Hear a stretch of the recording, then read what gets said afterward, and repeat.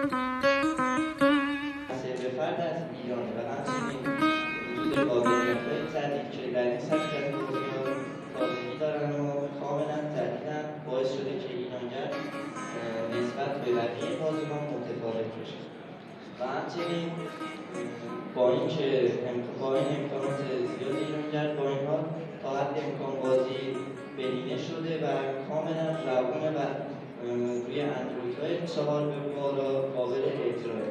همچنین بازی ایرانگر الان بخش‌های ارتقا و بخش 2 نفره آفلاین رو در حال